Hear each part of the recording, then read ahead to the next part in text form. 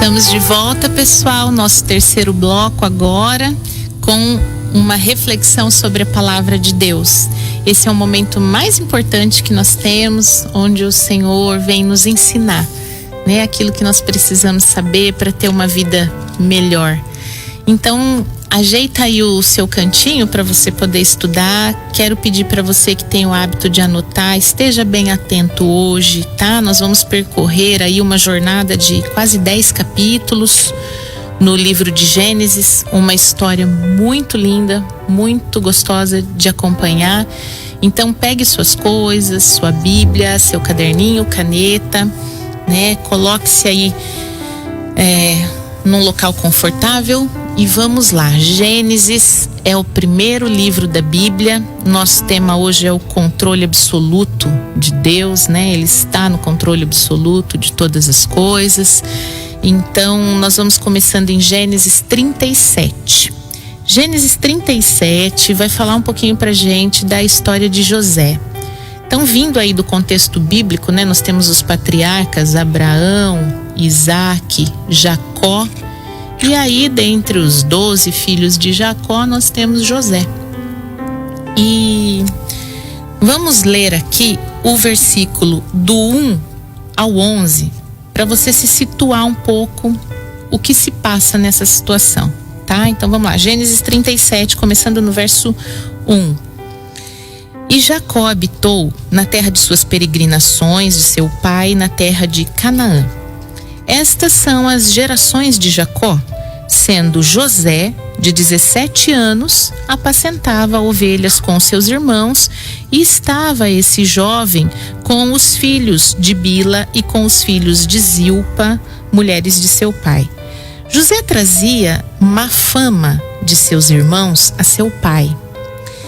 E Jacó amava José mais do que a todos os outros filhos, porque ele era filho da sua velhice, e fez a ele uma túnica de várias cores.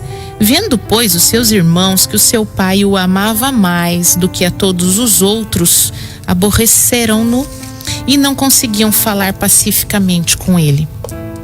José sonhou um sonho e contou aos seus irmãos. Por isso, o aborreciam ainda mais. E disse-lhes: ouvi, peço-vos, este sonho que tenho sonhado. Eis que estávamos atando molhos no meio do campo, e eis que o meu molho se levantava, ficava em pé, e os vossos molhos rodeavam e se inclinavam ao meu molho. Então lhe disseram seus irmãos: tu, pois, deveras reinarás sobre nós? Tu deveras terás domínio sobre nós? Por isso, tanto mais o aborreciam por seus sonhos e por suas palavras. E ele sonhou outro sonho e tornou a contar aos irmãos e disse: eis que sonhei outro sonho. O sol, a lua e 11 estrelas se inclinavam diante de mim. E contando a seu pai e aos seus irmãos, o seu pai repreendeu e disse: que sonho é este? Porventura viremos eu, tua mãe, os teus irmãos a inclinar-nos perante ti em terra? Seus irmãos, pois, o invejavam. Seu pai, porém, guardava este negócio no coração. E aí, a gente vai pular lá para o versículo 18, né? Nós lemos aqui até o 11, vamos pular para o 18. Viram-no de longe os seus irmãos, e antes que ele chegasse a eles, conspiraram para o matarem. Disseram uns aos outros: lá vem o sonhador mor. Vinde, pois, agora matemo-lo e lancemo-lo numa das covas. Então diremos ao nosso pai que uma besta fera o comeu. Veremos o que dará a seus sonhos. E aí, a gente vai vir aqui pro versículo 28.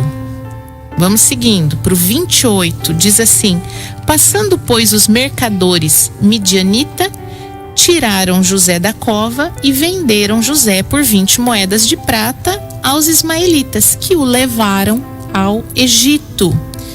E no versículo 36, vamos pular para o 36, os midianitas venderam-no no Egito para Potifar, eunuco de Faraó, capitão da guarda.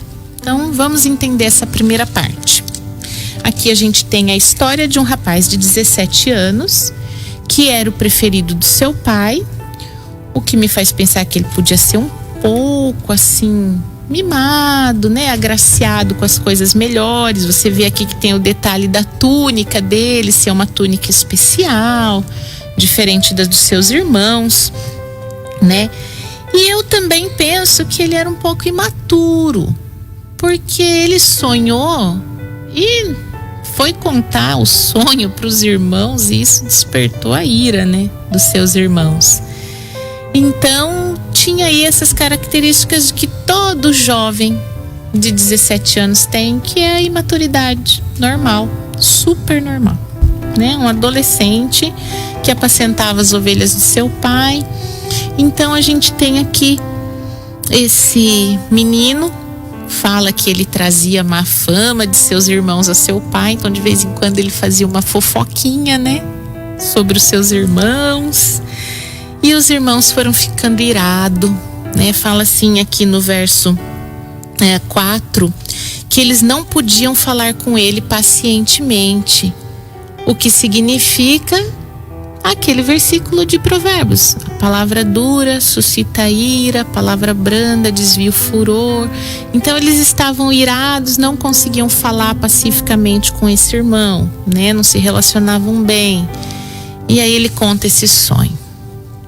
Muitas vezes nós temos sonhos, e aí a gente devia aprender um pouquinho com essa passagem. Quando você tem um sonho, vai digerindo melhor aquilo dentro de você, né? Não sai assim espalhando tudo aos quatro ventos. Tenha moderação com as coisas, né? Vai fazendo de um jeito com sabedoria, né? Com maturidade. Mas nem sempre a gente já chegou nesse ponto. E quando não chegou nesse ponto, acaba respondendo por isso, né? Que é o que acontece aqui com ele. Os irmãos ficam com raiva, ele vai procurar esses irmãos no pasto. Quando eles veem que estão chegando, começa a maquinar coisas contra ele, né? A princípio era uma ideia de matá-lo, mas um dos irmãos mais velhos falou: não, nós não podemos fazer isso. Vamos deixar ele aqui, depois a gente vê o que faz. E aí tiveram a ideia de vender esse irmão e pegaram essa túnica dele, essa túnica especial que o pai tinha dado, né? E matam um cabrito, suja essa túnica de sangue e fala pro pai que ele foi atacado por um animal feroz no campo. E esse pai chora, inconsolável, a morte desse filho que ele julga ter morrido, né? E aí a gente vê que o inimigo quer é destruir sonhos. Às vezes ele não está interessado na sua vida, ele está interessado nos seus sonhos, né? Porque esse decreto aqui sobre a vida de José foi um decreto de destruir sonhos. Os irmãos falaram claramente: vamos ver no que dará seus sonhos. E é isso que muitas vezes a gente enfrenta. Então ele teve removida essa túnica que representava uma honra especial que o seu pai lhe dava, né?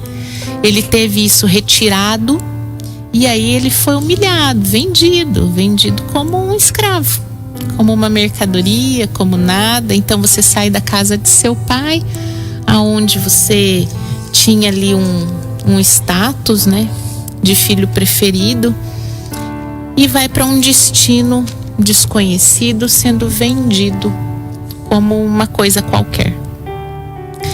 Mas Deus está no controle absoluto de todas as coisas. Nada pode fugir ao controle de Deus. Mesmo as circunstâncias mais absurdas, mesmo quando a gente acha que isso ou aquilo não tem jeito, não tem solução, não importa. Deus continua no controle absoluto de todas as coisas. E isso é que a gente tem que ter em mente o tempo todo. Então, aqui ele chega a um destino longe da sua casa, né? Eles moravam na terra de Canaã e agora ele vai para o Egito, né? E lá no Egito ele passa a ser funcionário do guarda, do capitão da guarda de Faraó, na casa de Potifar. Só que quando Deus está no controle e Ele está o tempo todo no controle, as coisas vão se encaminhando de um jeito que a gente nem entende, e as coisas vão acontecendo de uma maneira sobrenatural, né? O que acontece é que ele chega lá para trabalhar lá na casa desse guarda, capitão da guarda, e tudo começa a dar certo. Então vamos pular lá para o capítulo 39 de Gênesis para você entender direitinho isso aqui. Capítulo 39, nós estávamos no 37 de Gênesis, nós vamos para o capítulo 39, no versículo 1. E José foi levado ao Egito, e Potifar, eunuco de Faraó, capitão da guarda, varão egípcio, comprou-o da mão dos ismaelitas que o tinham levado. E o Senhor estava com José, e ele foi varão próspero, e estava na casa do seu senhor egípcio. Vendo, pois, o egípcio que o Senhor estava com ele, e que tudo o que ele fazia, o Senhor prosperava em sua mão, José achou graça aos seus olhos e servia-o. E ele o pôs sobre sua casa e entregou na sua mão tudo o que tinha. Aconteceu que, desde que pusera sobre a sua casa e sobre tudo quanto tinha, o Senhor abençoou a casa do egípcio por amor a José. E a bênção do Senhor foi sobre tudo quanto tinha, em casa e no campo. Deixou tudo na mão de José, de maneira de que nada sabia do que estava com ele, a não ser do pão que comia. Olha o tamanho da confiança que ele conquistou, porque achou graça diante dos olhos de Deus. E aqui fala assim, que a pessoa reconhecia que Deus o fazia prosperar, que Deus estava com ele. Então não era pela aparência dele de menino, não era pela sua imaturidade, não era pelos seus feitos, mas era porque Deus estava com ele, no controle absoluto de todas as coisas. E o que eu acho maravilhoso é que fala que esse egípcio foi abençoado, e tudo quanto ele tinha na casa, no campo, seus empregados, seus animais, tudo foi abençoado, sua colheita, porque Deus amava José. Então a motivação de Deus sempre é o amor. E a gente vê aqui que todo mundo que nos cerca pode ser abençoado, porque Deus nos ama, né? E ele foi se capacitando como um administrador pela misericórdia de Deus, né? Deus foi trazendo essa capacitação. Ele era só um menino. E aí ele vai se tornando um administrador. Diz aqui que Potifar só sabia era do pão que comia, não sabia de mais nada. O que acontece é que com toda essa autoridade, com toda essa capacitação, ele começou a chamar atenção.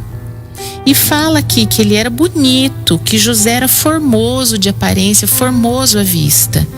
E o que aconteceu? A mulher do Potifar cobiçou José, ele se recusou a trair o patrão dele, né? E ela armou uma cilada para ele, fingiu que tinha sido atacada, e aí José vai preso, né? Potifar entrega José à prisão. Então, no capítulo 39 de Gênesis, no versículo 20, vai dizer que Potifar tomou a José e o entregou na casa do cárcere, no lugar onde os presos do rei ficavam. Assim ele esteve ali, na casa do cárcere. O Senhor, porém, estava com José, e estendeu sobre ele a sua benignidade e deu-lhe graça aos olhos do carcereiro mor. E o carcereiro mor entregou na mão de José todos os presos que estavam na casa do cárcere, e ele fazia tudo o que se fazia ali. E o carcereiro mor não teve cuidado de coisa nenhuma que não estava na mão dele, porquanto o Senhor estava com José, e tudo que ele fazia, o Senhor prosperava. Uau! Ele sai da casa do pai como um filho preferido, é vendido como um escravo, começa a trabalhar na casa da pessoa que o comprou. Deus passa a abençoá-lo de uma maneira que é inegável para esse patrão, que tudo que ele faz dá certo, né? A pessoa reconhece que a presença de Deus está sobre ele. Aí, por uma cilada, José era inocente, ele vai preso, chega na prisão.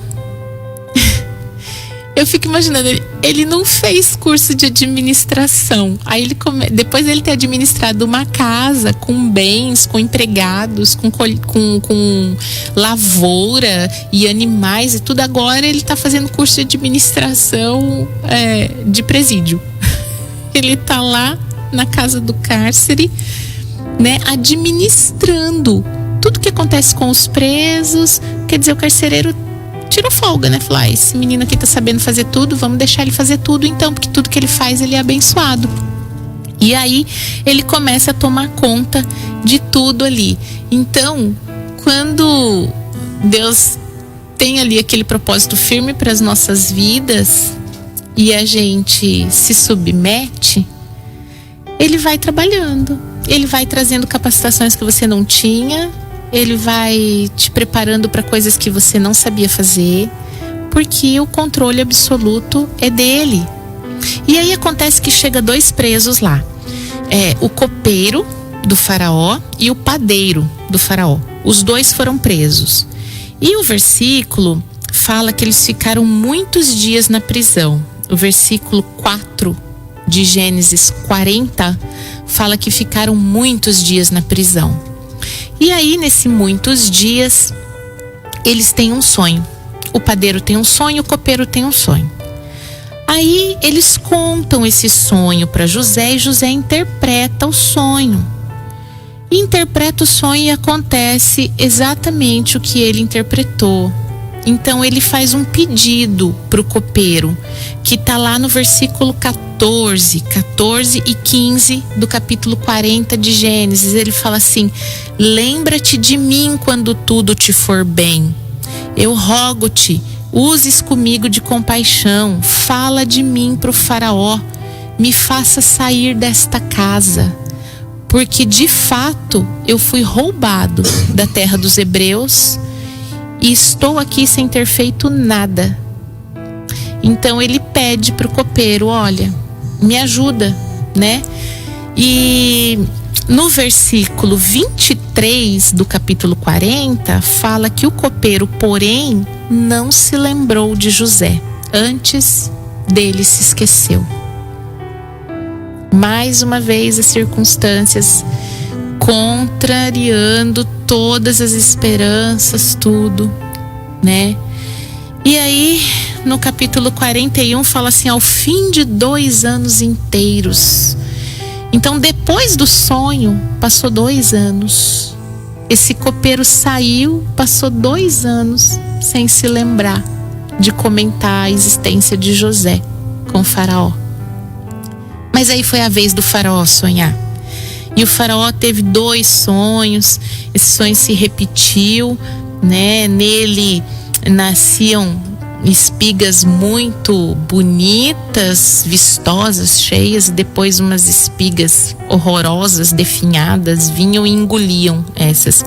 E subia do rio também 7 vacas gordas, saudáveis, e daí vinha 7 vacas magras, cadavéricas, e engoliam as vacas bonitas, fortes, saudáveis. E todo mundo tentou interpretar esse sonho de Faraó, e Faraó estava muito perturbado por causa desse sonho. Aí nesse momento o copeiro se lembrou e falou: olha, lá na prisão tem um rapaz hebreu, ele interpretou o meu sonho, ele interpretou o sonho do padeiro, e aconteceu do jeitinho que ele interpretou. O padeiro morreu e eu tô aqui de volta no palácio. Então ele vai saber interpretar o seu sonho. E aí Faraó manda chamar José. E quando manda chamar José, eu acho muito interessante, o texto bíblico diz assim: ele saiu daquele lugar, se barbeou, trocou as vestes, né? E foi até Faraó. E a gente vai ler aqui o trecho de quando, depois que José interpreta o sonho, José explica para ele: olha, esse sonho É uma coisa só. Esse sonho é você entender que nós teremos 7 anos de muita abastança, 7 anos de uma produção inacreditável, né? E depois 7 anos de fome, 7 anos de seca, 7 anos de miséria, né? Então eu recomendo que vocês possam ir construindo silos aí e guardando, armazena tudo que passar nesses 7 anos de bom, para que vocês tenham comida nos próximos 7 anos de seca. E o fato dele ter orientado, né, o faraó sobre o que fazer, fez com que o faraó percebesse que ele tinha uma sabedoria diferente, uma inteligência diferente. E aí, aqui no versículo 38 do capítulo 41, nós vamos ver o que foi que faraó disse. Vamos lá, versículo 38, capítulo 41 de Gênesis. Disse faraó a seus servos: acharíamos um varão como este em que haja o Espírito de Deus? Depois disse faraó a José: pois que Deus te fez saber tudo isso, ninguém há tão inteligente e sábio como tu. Tu estarás sobre a minha casa, e por tua boca se governará todo o meu povo. Somente no trono eu serei maior do que tu. Disse mais faraó a José: vês, aqui te tenho posto sobre toda a terra do Egito. E tirou faraó o anel da sua mão e o pôs na mão de José, e o fez vestir vestes de linho fino, e pôs um colar de ouro no seu pescoço. Fez subir no segundo carro que tinha, e clamavam diante dele: ajoelhai. Assim o pôs sobre toda a terra do Egito, e disse faraó a José: eu sou faraó, porém sem ti ninguém levantará a sua mão ou o seu pé em toda a terra no Egito. E chamou faraó o nome de José Zafenate Paneia, e deu-lhe por mulher a Asenate, filha de Potífera, sacerdote de On, e saiu José por toda a terra do Egito. Então olha só, gente, que reviravolta na história dele, saindo lá da casa do cárcere, preso. Tudo bem, ele trabalhou na casa de Potifar, tudo deu certo. Ele trabalhou na prisão, tudo deu certo. E agora ele vem, traz uma orientação ao rei. O rei julga isso como extrema sabedoria, percebe que há o Espírito de Deus sobre ele, e aí concede toda a autoridade. Ninguém no Egito pode fazer coisa alguma, que diz, nem levantar a sua mão, nem o seu pé, né, sem consultá-lo. Então ele recebe aqui uma autoridade absoluta sobre a terra do Egito, para governar todas as coisas. E até a esposa recebe, né? E aí, o versículo 46 traz uma revelação interessante. O versículo 46 diz: José era da idade de 30 anos quando esteve diante da face de Faraó, rei do Egito. Opa! Ele chegou aos 17. Ficou um tempo na casa de Potifar. Não acho que demorou muito tempo para a mulher de Potifar assediar José. Não acho que ele tenha ficado tempo demais ali. Mas se ele estava com 30 anos, ele deve ter ficado tempo demais na prisão. Demais aos nossos olhos, demais aos olhos dele. Mas Deus tem o controle absoluto de todas as coisas. E o que ele planejou vai acontecer. Então, a gente olha aqui e tem um versículo de Jó, no capítulo 42, no verso 2, que eu gosto muito, que fala: bem sei eu que tudo podes e nenhum dos teus planos podem ser impedidos. E é isso, Deus está no controle absoluto de todas as coisas, nenhum dos planos dele pode ser impedido. E se não aconteceu, não é porque ele não pode fazer, porque ele tudo pode. É porque ainda não é o momento. Então toda promessa passa pelo crivo do tempo. Toda promessa passa pela experiência, para que o nosso caráter vai sendo aperfeiçoado, até que no momento em que essa promessa se cumprir na nossa vida, nós estejamos prontos.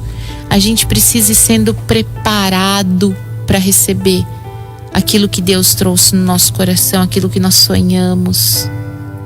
E vocês viram aqui, a hora que Faraó apresenta José ao povo, fala: ajoelhai. O povo se ajoelhou diante dele.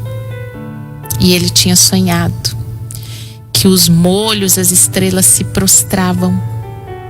Aqui, o povo todo do Egito foi ordenado a se ajoelhar diante de José. Já era uma parte do sonho se cumprindo. E passou 7 anos de fartura, né? E assim como ele orientou, foi ajuntando tudo em celeiro, foi ajuntando grande parte para que depois fosse possível sobreviver, né, de tudo. E aí a gente segue aqui os capítulos e a gente chega aqui no capítulo 42. No capítulo 42 de Gênesis, já tinha se passado os 7 anos de fartura, né? Então já fazia 7 anos que José estava reinando, ele estava com 37 anos e já tinha começado os anos da seca. Já era o 2º ano de seca, de fome, que a terra não produzia nada, ninguém conseguia ter nada, as pessoas vendiam tudo quanto tinha para comprar comida no Egito. E aí os irmãos de José saíram lá da terra de Canaã, falaram: pai, nós estamos sabendo que no Egito tem comida e nós vamos lá para comprar. E esses irmãos vão para lá. E fala que no capítulo 42 de Gênesis, no verso 6, fala assim: José, pois, era governador daquela terra. Ele vendia a todo o povo da terra. E os irmãos de José vieram e inclinaram-se ante ele com a face em terra. Como é que é? Eu vou ler de novo. José, pois, era governador daquela terra. Ele vendia a todo o povo da terra. E os irmãos de José vieram e inclinaram-se ante ele com a face em terra. O sonho se cumpriu. Aquele sonho profético se cumpriu. Passou pela prisão, passou pela falsa acusação, passou pelo esquecimento, passou pela rejeição, passou por muita coisa. E aquele sonho se cumpriu. Porque Deus tem o controle absoluto de todas as coisas. É bom a gente nunca duvidar disso, né? Mas olha só que interessante. Durante o tempo em que José guardou esse sonho no seu coração, ou durante o tempo em que ele esqueceu o sonho, ou que ele se decepcionou com os seus sonhos, durante esse tempo ele não parou de trabalhar. O texto nos diz que tudo que ele fazia prosperava. Ele não ficou parado. Ele continuou fazendo com afinco aquilo que lhe era incumbido. E quantos de nós temos tanto para fazer e estamos investindo nosso tempo em reclamar, em fazer papel de vítima, em se fazer de coitadinho, e não estamos trabalhando? Estamos deixando de lado aquilo que nos foi proposto. Enquanto eu tiver essa posição, eu não vou ser abençoado, porque o texto repete várias vezes: o Senhor o abençoava, o Senhor o fazia prosperar, e tudo que ele colocava as mãos prosperava. Não é de uma pessoa de braços cruzados que nós estamos falando. O texto não está falando de alguém acomodado, vitimista, alguém que se acovardou. O texto está falando de alguém que não parou de trabalhar. Ser abençoado está em prosseguir. prosseguir faz a bênção chegar até nós. E aí a gente vê aqui ele diante dos irmãos, os irmãos prostrados, e ele não se revela, ele não conta quem ele é, ele segura essa informação, ele quer testar, ver como é que está o caráter do irmão deles, se o irmão deles tem algum ressentimento daquela época, se tem alguma amargura, enfim. Ele vai testando de várias formas. Depois, se você tiver curiosidade, vai lendo o texto todo aí com calma na sua casa. Nós vamos seguindo aqui, capítulo 45 de Gênesis, no versículo 4, do 4 ao 8. Capítulo 45, verso 4, do 4 ao 8. Disse José a seus irmãos: peço-vos, chegai-vos a mim. E eles se chegaram. Então disse-lhe: eu sou José, seu irmão, a quem vendestes para o Egito. Agora, pois, não vos entristeçais, nem vos pese os vossos olhos, por me haverdes vendido para cá, porque para a conservação da vida Deus me enviou diante da vossa face. Porque já houve 2 anos de fome no meio da terra, e ainda restam 5 anos em que não haverá lavoura nem cega. Pelo que Deus me enviou diante da vossa face, para conservar a vossa sucessão na terra e para guardar-vos em vida por um grande livramento. Assim, não fostes vós que me enviastes para cá, senão Deus, que me tem posto por pai de Faraó e por senhor de toda a sua casa e como regente de toda a terra do Egito. Uau!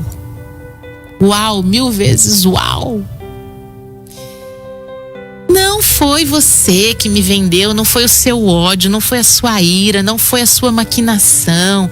Olha, eu vim pra cá, eu fui escravo, eu fiquei preso. Não teve nada a ver com você. Isso tudo era o controle absoluto de Deus. O controle absoluto de Deus em cada circunstância, em cada detalhe, para preservar a sua vida. Ele fala que foi Deus, não chora, foi Deus que me enviou para cá, para que vocês pudessem ser conservados, sua descendência, para vocês não morrerem de fome. Deus me mandou antes para preparar essas coisas. A Bíblia é linda, gente. Eu não sei se tem alguém que não tem uma paixão por esse livro, mas eu tenho. Eu amo falar de tudo isso aqui. Olha, aqui nesse texto a gente vê que quando você está envolvido com Deus, e ele estava, né? Ele estava, porque a pessoa falou assim, o faraó quando viu ele falou, é notório que o Espírito de Deus está sobre ele. Então quando você tem um envolvimento com Deus, com o Espírito de Deus, não há nada, não há circunstância, não há nada que aconteça que você não vá ter um entendimento de que Deus está no controle, de que Ele é bom, de que tudo que Ele faz é perfeito. E aí, gente, aí não tem espaço para murmuração, aí não tem espaço para rebeldia, aí não tem espaço para ira, para ódio, para raiva, para nada disso. Aí é você ter consciência de que Deus, em seu plano perfeito, usa todas as coisas para o bem. Todas as coisas cooperam para o bem daqueles que amam a Deus. Aí você começa a olhar e fala, puxa, a palavra não falha, não volta vazia, nenhuma promessa vai cair sem se cumprir, né? Então, esse texto muito bonito mostra que Deus tem planos para nós de paz, né? Lá em Jeremias 29:11 fala que os planos de Deus são planos de paz e não de mal, para nos dar o fim que esperamos, né? Então não se apegue à circunstância, não seja imediatista, tira os seus olhos do problema, muda o foco, olha para a promessa passa pelo crivo do tempo. Ele estava com 39 anos, passaram 22 anos desde o dia em que seus irmãos o venderam, até que veio cumprir aquilo que ele tinha sonhado. Esses irmãos se prostraram diante dele, né? Então, creia que o futuro que Deus tem preparado para você é um futuro de paz e não de mal. Mesmo que as circunstâncias sejam adversas, Deus está no controle de todas elas. É para o seu crescimento, é para você ser aperfeiçoado, né? Para que você melhore em todas as áreas da sua vida. E Deus trabalha em todas essas áreas, né? E é isso que eu acho muito marcante na postura de José. Aquele menino imaturo lá que contou o sonho, a hora que ele encontrou com os irmãos, ele demorou para se revelar. Quer dizer, a personalidade, o caráter dele, as suas emoções já estavam sendo tratadas pelo tempo e pelo agir de Deus na vida dele, né? Então, não pare de trabalhar, não pare de se dedicar, não pare de cumprir aquilo que Deus incumbiu você de fazer, porque daí você não vai ter tempo para murmurar. Você só vai ter tempo para confiar em Deus, né? E espere com paciência o tempo do Senhor. Salmo 40, do verso 1 ao verso 3. Davi escreve esse salmo e diz assim: esperei com paciência no Senhor, e ele se inclinou para mim, ouviu o meu clamor, tirou-me de um lago horrível, um charco de lodo, pôs os meus pés sobre uma rocha, firmou os meus passos e pôs um novo cântico na minha boca, um hino ao nosso Deus. Muitos verão, temerão e confiarão no Senhor. Olha, esperar com paciência é como uma oração. Não fala assim, eu orei e o Senhor se inclinou para mim e ouviu o meu clamor. Fala, eu esperei com paciência no Senhor e Ele se inclinou para mim e ouviu o meu clamor. Esperar com paciência é uma forma de oração. Muda a sua situação, tira de um lago horrível, do lodo, do charco, coloca os seus pés sobre uma rocha, né? Então, essa atitude de louvor e de adoração que nasce dele, fala, um novo cântico na minha boca, um hino ao nosso Deus. Esperar com paciência é esperar adorando, é esperar louvando. Então, queridos, se você acha que seus sonhos foram destruídos, que as circunstâncias acabaram com tudo, eu quero dizer para você, Deus está no controle de todas as coisas, né? Creia. Tenha esse versículo de Jó 42:2 no seu coração. Bem sei eu que tudo podes e nenhum dos teus planos podem ser frustrados. Então observa aí a sua vida, avalia, realmente acabou ou é só o tempo? É só a aprovação do tempo, aperfeiçoando tudo, transformando as pessoas ali à sua volta, para quando a sua promessa chegar, tudo está preparado para você desfrutar, ok? Gente, pela questão do tempo, eu quero agradecer aqui vocês todos que passaram pela live, tá? Tem bastante movimentação aqui, o WhatsApp também. Nós vamos ainda fazer a nossa oração aqui para encerrar, ok? Mas o pessoal que está acompanhando, muito obrigada. Compartilhem a palavra de Deus. É ela que vai sempre nos sustentar, é ela que vai sempre nos fortalecer. Tudo o que nós tivermos para fazer, para desfrutar, tudo é mediante a palavra, tá? Então você recebe isso no seu coração, ó. Beijo para Juliana Donato lá de Avaré, a Cris Javaro, minha linda, minha amiga de tantos anos já querida, né? O Leonan tá assistindo também, a Tiara lá de Avaré também. Beijo, viu, gente? Fiquem com Deus e nós vamos fazer a nossa oração para encerrar aqui. E daí a gente vai ter já o último louvor e na semana que vem nós voltaremos. Então vamos fazer essa oração, pessoal. Pai, em nome de Jesus, nós trazemos esse ensino diante de Ti. Sonda os nossos corações, Pai, e veja, Senhor, se há em nós algum caminho mau. Muda nosso entendimento a respeito das coisas. Pai, queremos trazer diante do Senhor os sonhos, Pai, que estiveram no nosso coração, aqueles que estão adormecidos, aqueles que estão morrendo, Pai. Oh Deus, nós precisamos tanto de águas que refrigeram, águas, Pai, que ressuscitam os nossos sonhos, águas do Teu Espírito.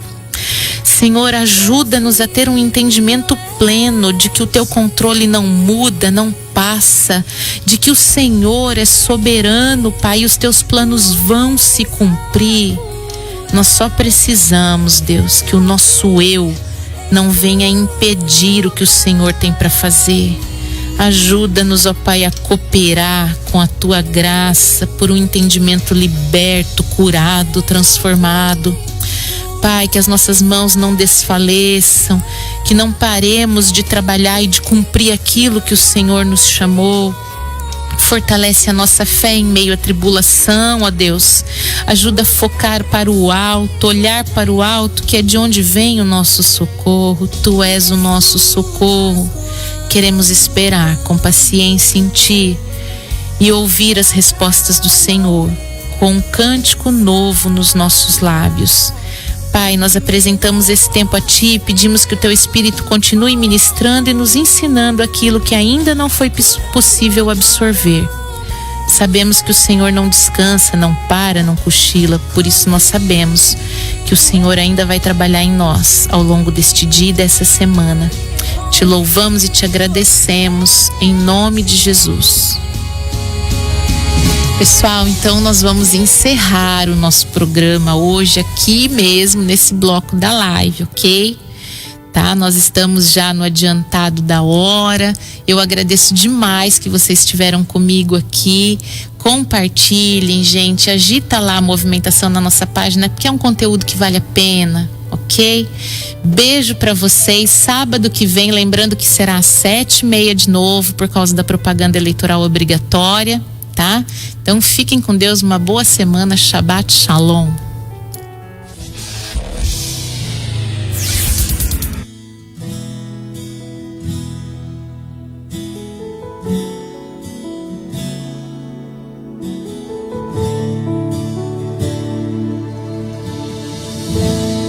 Aquieta minha alma,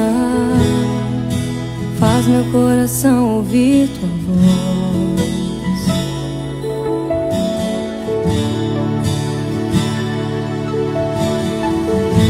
Me chama pra perto,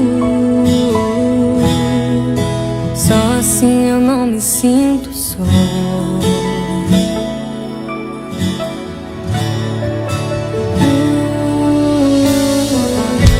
Aquieta minha alma, faz meu coração ouvir Tua voz.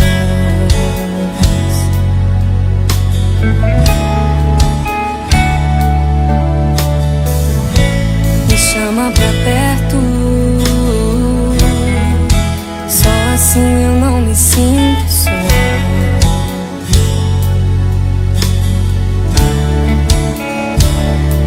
Porque na verdade eu descobri que tudo que eu preciso está em Ti. Mas meu coração é teimoso demais pra admitir. Sei que depender é como viver perigosamente, mas eu preciso acreditar e confiar no que Você me diz. Aquieta minha alma, faz meu coração ouvir Tua voz.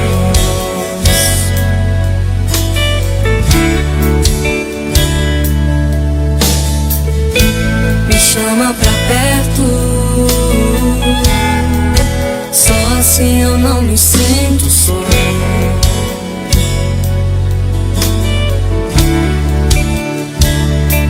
Eu sei que mesmo sem entender Você está no controle, então me esconda no Teu coração, me amarre a Ti, pra eu não desistir. Eu não quero mais fugir da Tua vontade pra mim. Eu sei que vai ser difícil, mas Você estará sempre comigo.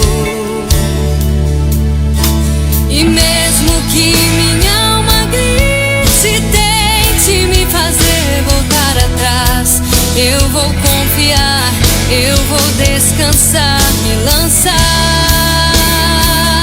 no teu amor,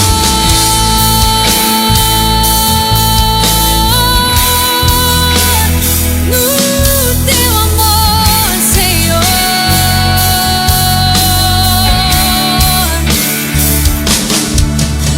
O tempo não pode apagar, as muitas águas nunca levarão o amor que você sente por mim.